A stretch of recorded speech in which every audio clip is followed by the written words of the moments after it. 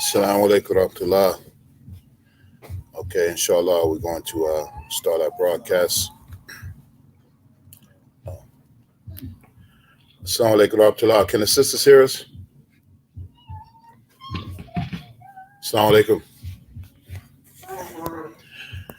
Bismillah ar-Rahman ar-Rahim. And alhamdulillah. Wassalatu wassalamu ala ashraful anbiya wa mursaleen. Sayyidina wa habibina al-Mustafa.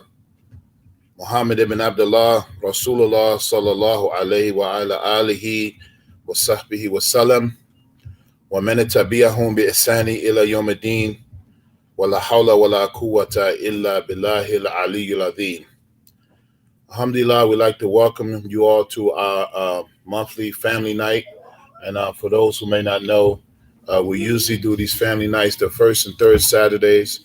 And, for a while we were on the road doing them at the first and third, packed, good food, alhamdulillah. And, after COVID, people are still recovering from the pandemic. So we're still trying to get back on track. Alhamdulillah, we've had a few of them. We haven't gotten back to where we do them twice a month. We didn't do it a couple weeks ago, but inshallah, we'll be getting back on schedule. Alhamdulillah. So we'd like to thank all of those who are joining in attendance in person. And we thank all of you who are, watching us online on the live stream, inshallah. We ask Allah subhanahu wa ta'ala to accept it.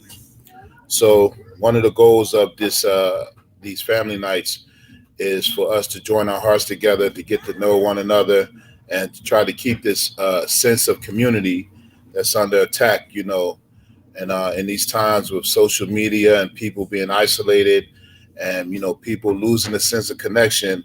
We're trying to make sure we keep that sense of connection, that outside of Jumu'ah and outside of the 5 prayers, we do some social activities to help us to keep together as Muslims, as brothers and sisters in Islam.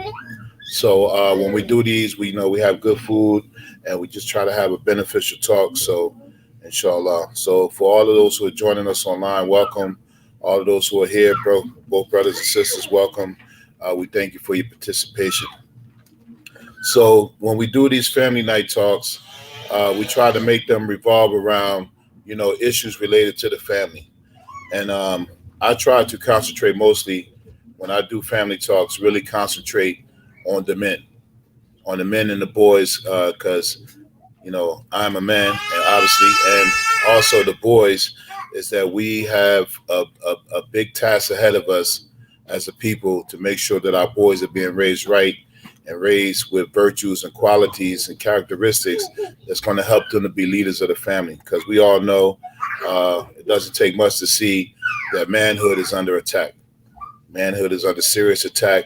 And, it's to the point where people are confused about their genders, confused about their roles, and all of these things that we see going on nowadays. So we try to make sure we keep the focus on that. So tonight's talk, we'll talk about some aspects or some gems for manhood and masculinity. So this talk will be very brief, inshallah. So I just want to use one ayat from the story of Prophet Musa alayhi salam, and in the Surah Al-Qasas, which is the 28th surah in the Quran. And mashallah, this surah is one of the gems of what manhood is and what masculinity is. So if you recall the story of Prophet Musa alayhi salam, he was out and he came across a place where they used to water their animals. And then there were 2 women who came that were trying to water their animals. And they couldn't get to it because a lot of people were rushing it to make sure their animals got first. So these men, we know as etiquette, you let the woman go first. So these men in watering their animals were basically nah, you get in the back of the line. So when they came and Prophet Musa alayhi salam, he saw what happened. He stepped in and he exhibited this manhood, taking the initiative to do something and make something right. That's a very integral part of being a man, is stepping up and doing things. You don't have to be told to do it. It's right. It's the right thing to do. and you take the initiative to do it. So after he got the water for them, and then they recognize it, and this is one of the beautiful things when you are a man and you're a manly man, it's instantly recognizable. So for our brothers, who are looking to get married or looking to, you know, bring some sweetness if they're already married, just be a manly man, and the woman will automatically be attracted, inshallah, or the wife rather. So then Prophet Musa alayhi salam, he had made dua that he asked Allah to whatever good that Allah had for him, that he needed it, and that situation came about.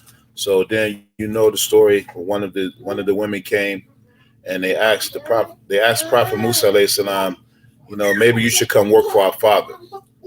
Come work for our father. We need a man like you around.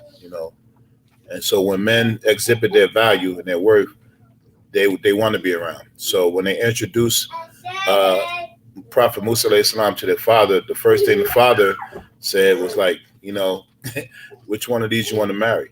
you know. And then with Prophet Musa alayhi salam, they had a discussion. So they agreed on the time. He said, if you serve me 8 or 10 years, and you marry my daughter, stuff. So that's the story.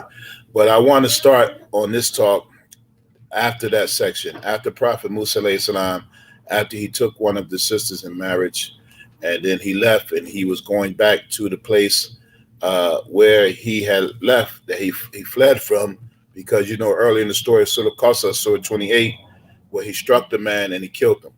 And so basically he was on the run, he was on the run, for lack of a better term, And so then when he was traveling back with his family, this is where the story starts. So I want to extract these gems from this ayah in the Quran. So Allah subhanahu wa ta'ala says, فَلَمَّا قَضَى مُوسَى الْأَجَلَ وَسَارَ بِأَهْلِهِ آنَسَ مِنْ جَانِبِ بِتُورِ نَارًا.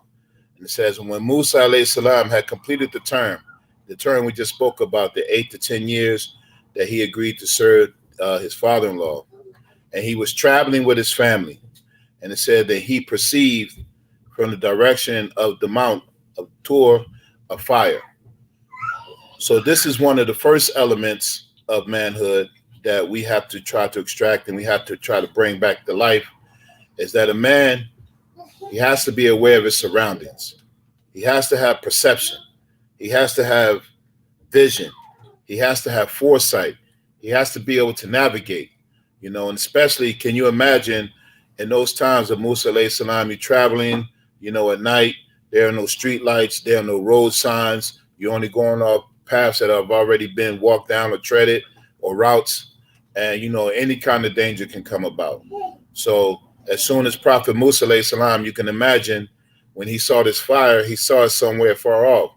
So, he said, so he's looking, he's scouting, he's with his family, and he's making sure that he gets them to a destination safely. So he was traveling with them, and he saw in the fire in the direction. So this all gives an indication of being aware of your surroundings, all times, knowing what's going on, what possibly could happen, what potentially can happen when you're out with your family, and having this foresight and having this vision and having the ability to navigate.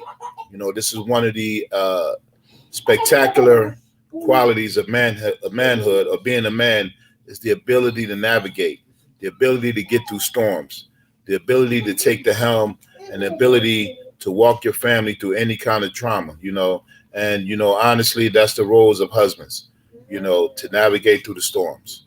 May Allah subhanahu wa ta'ala make us those kind of husbands and those kind of men, those kind of sons that we get through the storms. I mean, so then the ayat continues, and it says, "Qala li ahlihi imkutu." He said, then he said to his family, "Imkutu, stay here, stay right here."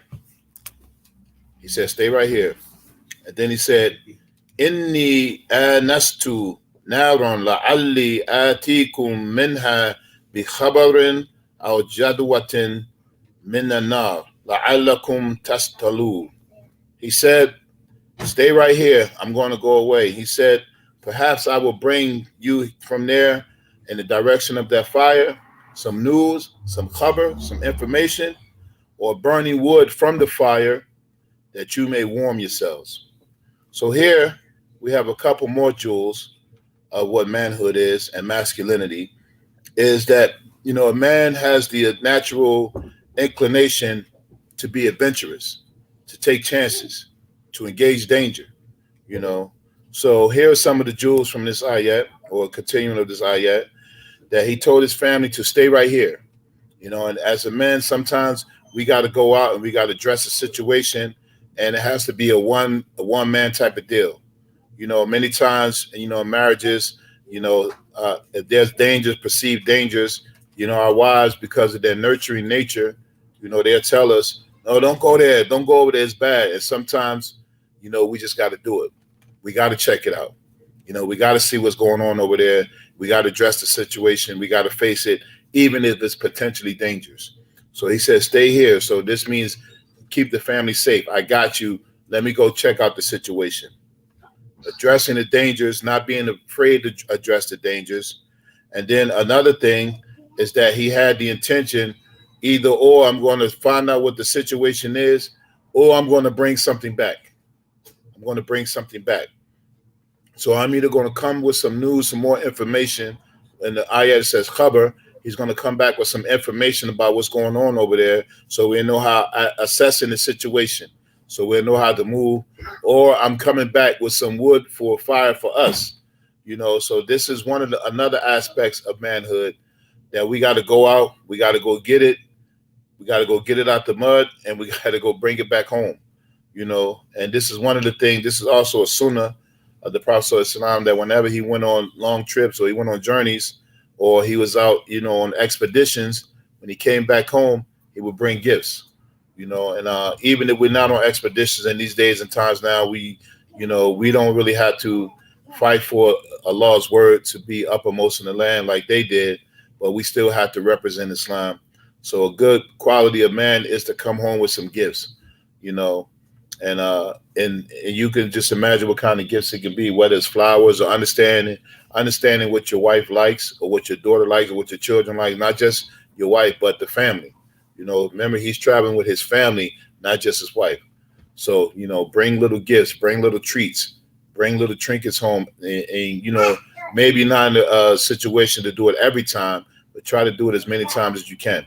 If you're out and about, when you communicate with your wife and children, you hear some of the clues. Because, sometimes, wives, they expect us to pick up on all these clues and these cues and these hints, and they'll say things and not directly. Oh man, they'll do stuff like put it in the Amazon cart and just hope that you look in there. So if you see stuff like that, just what I do, because I'm one of the poor to Allah, I'll empty some things out the cart and I'll just buy the cheapest one until I get up again. But things like that. You have children, bring little toys and stuff that they would like, that they would enjoy, and every time you come home, inshallah, because this warms the hearts. This gives love and mercy between the spouses and between the families. So it's something very important. So these are some of the jewels of the manhood that we extract from this, and there are plenty more. Um, but the story of Musa is very phenomenal because it has so many aspects of manhood. And as I mentioned at the beginning, manhood is under serious attack. That men who are manly men are attacked on all fronts, and we're made to feel like, that it's a problem, us being a man.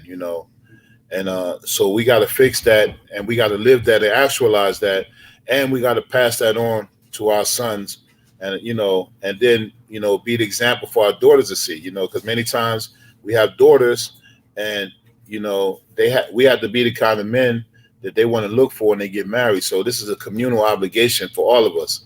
So if you have a daughter and you are, alhamdulillah, you are the example that she needs to see in a husband, then someone else who has a son has to also be that example. So when they pair up together, there is no ambiguities. And this is a problem sometimes when men are missing, men are not present, we getting daughters, and the sisters, alhamdulillah, they pretty much take care of themselves. The daughters are already equipped, and then when they're ready to go marry, they're ready to get married, already started to talk about marriage. The kind of men that they've seen an example of, and we talking about good examples, the kind of man that they've seen an example of is not present in the man that they're trying to marry, and this leads to having this being discouraged, and so see, these are some of the things that we have to break. We have to be examples as fathers and mothers, inshallah. And so some of those things, this chivalry, this manhood, this taking on danger, this being a navigator, all of these things are part of manhood. And there's a saying that I came across. It says that manhood is a triumph over the impulse to run from danger. Manhood is a triumph over the impulse to run from danger. So what that means, that a man, his natural inclination, what makes him a man, even though he fears something, he's scared, he doesn't know how it might turn out, he doesn't know if he's going to be victorious in whatever kind of danger that he encounters, he overcomes his fears and he does it anyway. So this is what helps him to develop in his manhood and his bravery and his valor, and these are the things that, and one of the funny things is that nowadays you hear people on social media and different places, there's always a criticism of the man, but then, about when the man does manly things, but then you when they interview people, they're looking for the kind of man that the assault is against. They want a man to, fix things. They want a man to lead. They want a man to plan, and all that stuff is important in what makes a man. But then there's an assault on men where people, some of the other things that men have to do. They have to make hard decisions. They have to navigate. Sometimes they got to go do things that are not pleasant. All of that is part of what makes manhood. So that's important that we embrace all of the aspects of manhood and not just the ones that are, romanticized, yeah, they're fun, it's mashallah. So that was a good saying. Now, in conclusion, I just want to recommend this book that I think is good. Of course, nothing is better as far as manhood as following the Prophet sallallahu alaihi wasallam, because he is the best example, par none, about what manhood is. There's a hadith one time where the Prophet sallallahu alaihi wasallam and his companions, they were out on an expedition, and one of the companions had heard a noise. So they were alarmed by it. It was like a bang, right? And so they were alarmed about it. So once they started to get themselves together to go find out what happened, the Prophet ﷺ was already coming back. He had already checked it out. So when they got up to see what was going on, he was already coming back with his sword over his shoulder, like, it's done already. It's taken care of. I perceived the danger. I perceived the threat, the potential threat, and I went and handled it. And it was one of those scenes of, you ever seen the movie Gladiator? And remember, they were in the pit, and so everybody was worrying about getting killed, going in the arena and getting killed. So there was one scene with Russell Crowe. What was his name in there? Maximus? Yeah, one scene he went in there. They were in the pit waiting to go in there. So he just jumped up and just went out and just slayed everybody. You know what I mean? So that's a good example of Rujula. Like, listen, man, I'm not waiting for this. I'm going to go slay everybody who's in my path because, when we in battle, that's what men do, So we got to bring back this excitement about being men.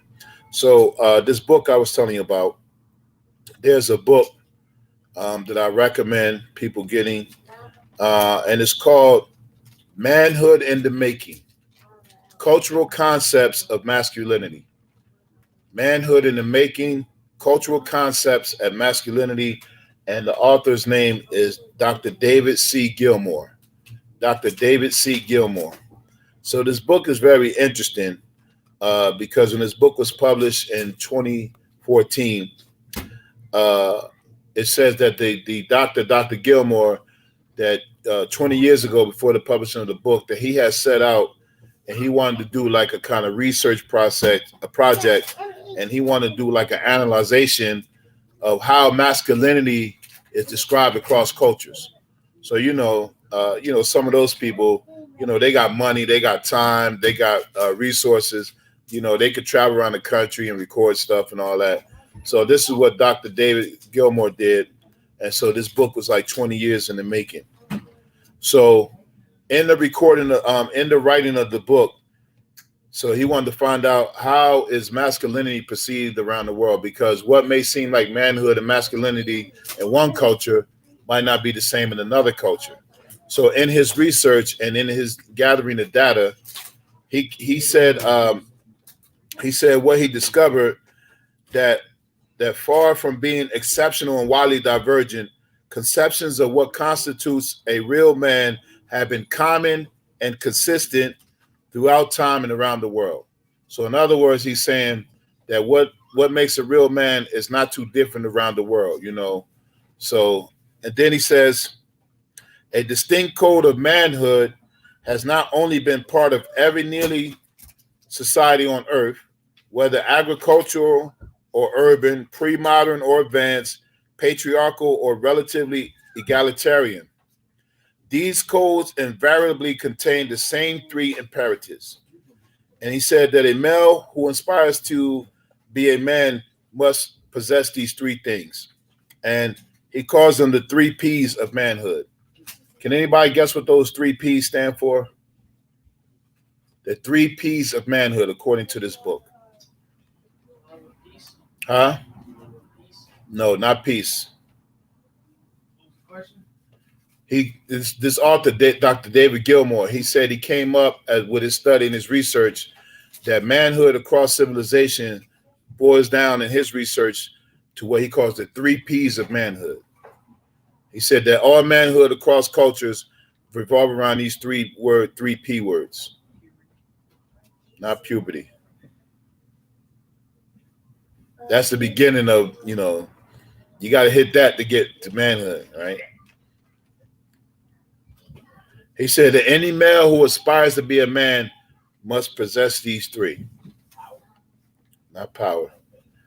If I leave it up to y'all, I guess we'll be here all night. And I guess eventually, huh? Not what he said, but part of it is good. So, and there are no sisters that can say anything. So the three P's that he says is that a man must protect, he must procreate, and he must provide. A man must protect, he must procreate, and he must provide. Now, of course, this is the beginning, the foundation of being an actual real man, right? And of course, all of the other things that men are expected to do or expected to provide, they fall under these. So then there's a discussion about those three P's, So a man, naturally, he's a protector, A man already has a sense of, when he has danger, he is more likely to try to overcome the danger or engage the danger instead of running, So, for instance, it starts when we're little boys, A little boy by his nature, he'll try some type of, you see kids, we have kids here. The first thing they did when they came in is that they started flipping. They started jumping around, and no kind of progression can change that. That's just the nature of a little boy. He's wandering, he's moving, he's active, and this is actually part of his training. Let him take the flips, let him jump around, and as we were little kids, we had instances where we jumped off the beds, we played karate, we had makeshift toys with some stuff from the kitchen that we ended up breaking, all types of stuff. But that was what makes boys into men, and it helps you with this thing of paying attention, and ready to embrace danger. So a man, naturally, he has to be a protector, and we have to, especially in this time, we have to allow men to protect us. And it starts again with our boys, because many times in my work, or some of the work that I do, and working with young men, sometimes if they don't have their fathers present, or their fathers are present but not active and engaged, sometimes these men lose this sense of protection, because their mother is afraid for them, for anything bad to happen to them. You know, there was one saying, I forget the author's name. He said one time he came out, he was outside with his sons, and they were playing and tearing the grass up, and so his wife came to the window and said, "Stop that! You raising the grass out the ground." He said, "We're not raising grass. We're raising boys." So what he meant by that is that the nature of men to interact, to rough each other up, to bump each other, to dap each other. Some of the things that we used to do as kids, we used to slap box, we used to wrestle, we used to pop each other upside the head sometimes, and all of that stuff was training. All of that stuff was training. And nowadays, if we see that, if a father's not around to really validate that, sometimes we let boys go by the wayside, and they have to face it. I'm not saying that they have to take abuse or anything or be a bully, but they have to learn how to stand on their own. I was reading a story recently. It's a book called My Brother's Name is Kenny. So the book is about DJ Kenny Parker, who is the brother of one of the greatest rappers of all time, and in my book, the greatest rapper of all time, KRS-One. So he was saying in the book that when he was a little kid, they used to always get bullied and he used to get picked on. And even when he got older, he became, he had some stature, he still was afraid to fight, right? And then he said one time he was forced, the one time he did it, he fought this guy, and the guy was a bully, and he ended up like engaging him in a fight. He didn't really win, but he fought him, and then he said he thought every time he saw him, he was going to like be engaged in a battle. But what happened is that afterwards, when the boy saw him again, he said, "Yo, Kenny, man, you want to go listen to some records? You want to go to the playground?" And he said he thought that was weird, like we was just fighting the other day. But then he found out later that another man will respect you if you stand up for yourself. They will respect you if you stand up for yourself. So we're not encouraging our kids to be fighting, but sometimes if a boy gets into a scuffle with somebody at school, sometimes you have to let them fight. And you can't be like some of these moms we seeing, you go into the school and fight for your son or even the father, don't do that. Let them validate themselves and try and engage in that. But protection is an integral part of a boy's development, and he learns how to do it. He's already pre-wired to do it. So the other one, he said, is to procreate. This is one very important because in the assault on men and manhood and masculinity, they're taking out the ability to procreate, but they keep emphasizing the sensuality of having intimacy with a woman, So, the ultimate result or the natural result is when you fall in love with a woman is that children come out of it. But we're living in a society, and they've been grooming us for some time now. Nobody wants to have children. Children are a burden, or they only, restrict you to one or two children. Or in our cases, many times people have the intimacy, but procreation was never a part of it. It was never the intent. And that's why you have sometimes, and we know some situations like this, not particularly in our community, but in our environment we live in.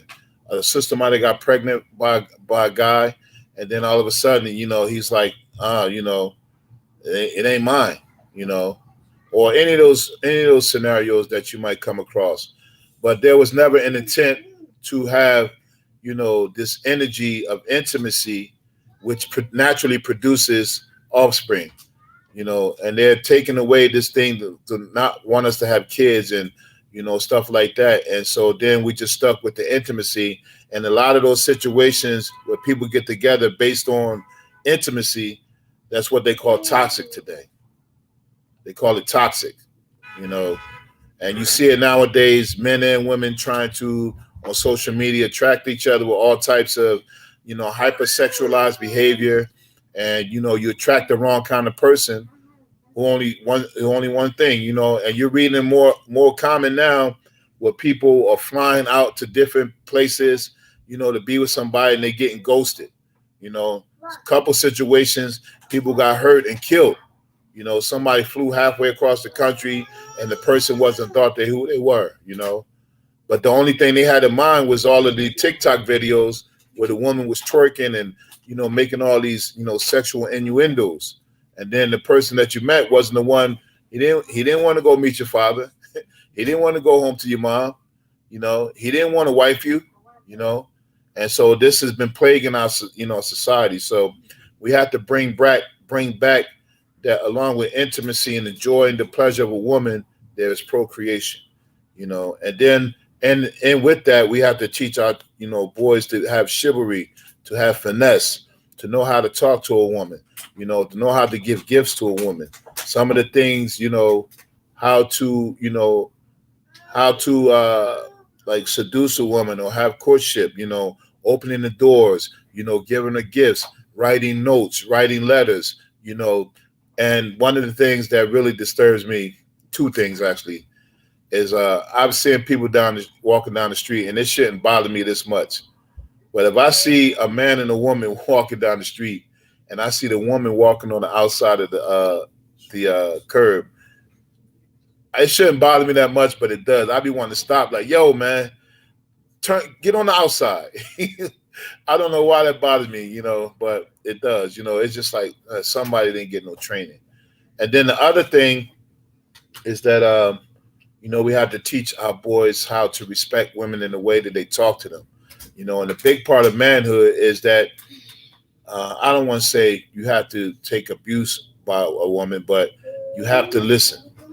You just have to listen. And sometimes the way women, they will talk, it may seem abusive to a man, especially if you've been raised where a mother hollered at you all the time, and that could transfer over to your relationship with a woman. Then when it triggers something, and this for our young men, don't let that, hopefully that wasn't the case, but don't let that be a means of how you deal with women. If you heard your mom hollering at you, just chalk it up because you was being hard-headed, and that was the only way that she could really do it.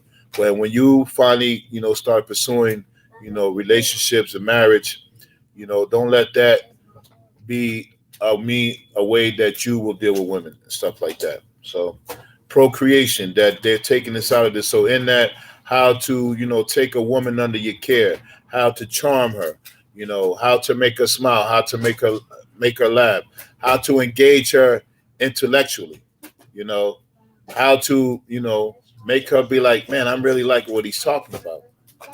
So we got to get some, free game to the young men.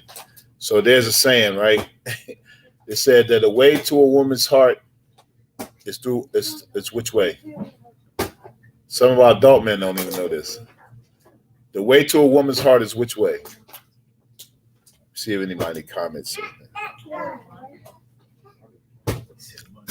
Huh? Close, not through a mind, but you're close. Through her ears. Through her ears. Yeah. How you talk to a woman that stimulates her mind is what you say to her. And the way to a man's heart is through what? Y'all knew that one. His stomach. Yeah, so, when you say nice words, kind words, soothing words to a woman, a woman wants to be engaged intellectually. She wants someone that can articulate himself and be able to lead a conversation and not just talk about mundane things, talk about ideas, talk about possibilities, talk about goals. These things are very important. And so in the last part, because the people online can't see us, but we got some nice food here. And, my stomach, I'm a man, the way to my heart. I got to get to it. And then the last part is to provide. The last part of the P, so we said to protect, to procreate, and to provide. So a man has to have the ability to provide. And many of the things that are underlying for provision is that it gives man a sense of status, to be able to take care of a woman, to take care of everything from A to Z. And this is something that's becoming uncommon in our time, where men are not taking the initiative to take care of everything or make an attempt to take care of everything. Because, we're living in the times where, the old model where the man went to work and the woman stayed home, it can still be done, but you need a whole bunch of money. So, if you want If you want your woman, your wife, to be at home, a stay-at-home mother and wife, you go out there and you get that bread so she can be comfortable and make her house comfortable. But in reality, it's going to be difficult. So sometimes it's shared responsibilities. And all of these have foundations in the Sunnah of the Prophet Sallallahu. So of course, you don't count a woman's pockets. And for you young men, a woman will always going to count your pockets, and she's always going to count her pockets. Just bet on it. Just be ready to enter your pockets at will. So so try to make your goal to be a comfortable provider. And if times get hard, Allah subhanahu wa ta'ala is the provider. You know, Provision from a man gives you autonomy, the ability to be, I'm doing things on my own. And one of the things that, and this is just a message to uh, sisters who are single or sisters who don't have the fathers involved, you have to give our boys this opportunity to be autonomous, where they're able to do things on their own. A lot of times, we're pampering our boys. We're pampering to our boys to the extent that they don't even know how to take the initiative to do things. I remember one time I was working in a school. There was a mother there. She was having a problem with a 14-year-old son. Like he couldn't get it together. So I was asking her some things about, what kind of responsibilities does he have? And I said, so does he take out the trash? She said, nope. Do he wash dishes? Nope. Uh, she did everything for him. She ironed his clothes. She didn't make him cook his food. She picked him up, took him to school, picked him up from school, gave him money. So she enabled him to be like that, to feel like he was entitled. And that's happening a lot more. So we have to give our boys, if we want them to be the kind of men that we expect them to be, or that, the manliness that a lot of people are looking for, we have to give them that autonomy when they're younger. And here's a good sign. When your son reaches the age where he starts saying, Mom, I got it. I can do it. Let him do it. Let them do it, because there's a time when boys come to an age that we feel like we can conquer things. We feel like we can take over things. We feel like we can assess situations. If you have sons that come to that age, let them do it, because one of the things that in the fear of some type of harm coming to them, we don't allow them to embrace danger the way they should. And this part of being a man is embracing danger, overcoming fears and obstacles. Many times as a man, you have to do a lot of things that you're not comfortable doing. You have to do things that you're definitely scared of doing, that you're reluctant to do because you're like, man, I don't know if I can do it. But then that manhood, the element of manhood kicks in like, man, I can do it. If I put my mind to it, I can do it. And sometimes we have to let boys, just be like that, And so autonomy, earned status, and it's just energy. Part of a man, he has to be on the move. He has to be on the go. You have to let our boys, and this is one of the things that we've lost, letting our boys get up and go, giving them independence. I was talking to one of my friends the other day, and like we go to school now, and our kids, many of them don't walk to school no more, and they don't walk to school in packs. I remember we were going to school, like in many cities like this, you probably had to go to a high school or middle school outside of where you live. That we used to go to school together, and we used to wait for each other when we got out of school. You know, when we came as a crew, we waited for each other and we walked home together. And part of the adventure of going to school was walking to school and walking home. And some of the things that you experienced, and some of the people that you encountered, and some of the things that happened and transpired along the way, all of that is training, and we're missing that nowadays. And I'm not saying that we should deliberately expose our sons to danger, but they have to experience a little danger. That's how they become protectors, because they know when the situation, a man has to know how to step up. So, and then we mentioned like being able to be exposed to danger and take risks. You have to let little boys do this because naturally they're already doing it. We have two little boys right here. He got his little brother on his shoulders, and he's trying to stand up with no hands. And dad let him fall as he should. Dad let him fall. Now, I can't say who it is because I know the mother's upstairs furious. Like, no, but this is the kind of adventure that boys do because this is what they need to become men, you know. And then giving a man the ability to provide is a public affirmation. You know, it's a great feeling when a man can spend on his family, can take care of his family, to remove any kind of needs that his family may have, that he is able to provide it. You know, there's a song by I know y'all, all y'all righteous people don't listen to music. You know, I remember a song by Tupac that said, "Dear Mama." He used to say, "It feels good putting money in the mailbox." You know, that he reached a stage in his career that he was able to give something back. And that is part of a man. When you develop and train them, a man has a sense that he has to give something back. He feels like that he owes, you know, and this is what, when he is able to provide, most men will, you know, most men will, you know. And there are a few other things, but I think I talked long enough. So it's just a little reminder for our family night as we gather.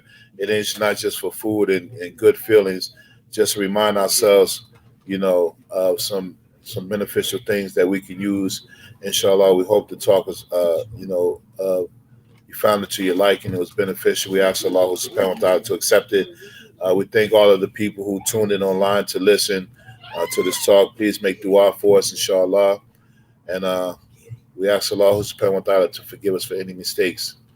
Subhanaka Allahumma wa bihamdika ashhadu an la ilaha illa anta astaghfiruka wa atubu ilayk. Wassalamu alaikum.